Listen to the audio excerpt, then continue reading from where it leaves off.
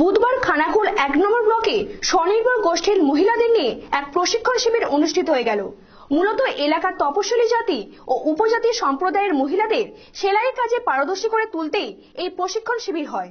স্বনির্ভর গোষ্ঠীর মহিলাদের আর্থিক দিক থেকে স্বনির্ভর করতে উদ্যোগ গ্রহণ করল খানাকুল ১ নম্বর ব্লক প্রশাসন। বুধবার খানাকুল ১ নম্বর ব্লকে স্বনির্ভর গোষ্ঠীর তপশিল জাতি ও আদিবাসী মহিলাদের নিয়ে একটি প্রশিক্ষণ শিবির অনুষ্ঠিত হয়ে গেল। জানা গেছে, এই প্রশিক্ষণ শিবিরটিতে মহিলাদের হাতের কাজ শেখানোর জন্য প্রশিক্ষণ দেওয়া হয়, মহিলারা যাতে সেলাই কাজে স্বনির্ভর হতে পারে। এই শিবিরে উপস্থিত ছিলেন খানাকুল ১ নম্বর ব্লকের বিডিও অমর বিশ্বাস ও পঞ্চায়েত সমিতির সদস্য সহ প্রশাসনিক আধিকারিকরা। জানা গেছে, এই প্রশিক্ষণ শিবিরে ৪০-৪৫ জন মহিলা অংশগ্রহণ করেন এবং সেলাই কাজ সম্পর্কে প্রশিক্ষণ নেয়।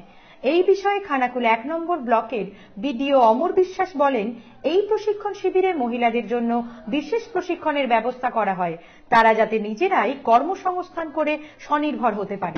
আমাদের এখানে ওয়েস্ট বেঙ্গল গভর্নমেন্ট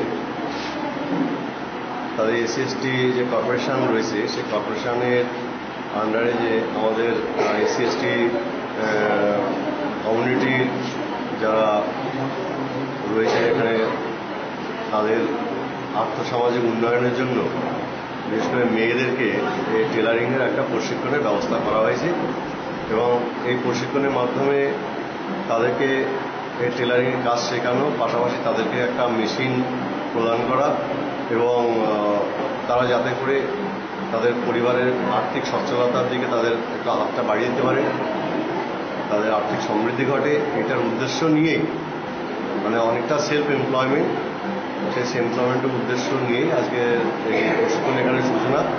আগামী 500 আওয়ার অর্থাৎ প্রায় 4-5 মাস ধরে আমাদের এই ট্রেনিংটা চলবে। অন্যদিকে এই শিবিরে আসা অঞ্জনা রায় বলেন, তারা এই শিবিরে এসে খুবই উপকৃত হয়েছেন। এই প্রশিক্ষণ শিবিরে প্রশিক্ষিত হয়ে স্বনির্ভর হয়ে উঠতে পারবেন বলে আশা প্রকাশ করেন তিনি। আমরা নিজেদের পায়ে দাঁড়াতে চাই, স্বনির্ভর হতে চাই। আর এই ডিপার্টমেন্ট শুধুমাত্র যে মহিলাদের নিজের পায়ে দাঁড় করা তা নয়, যে আর্থিক দিক দিয়ে স্বামীকে সাহায্য করা, কেউ বাবা মাকে সাহায্য করা বা ভবিষ্যতে এটা কাজে লাগানো। খানাকুল থেকে তুহিন সামন্তর রিপোর্ট, নিউজ আজ বাংলা।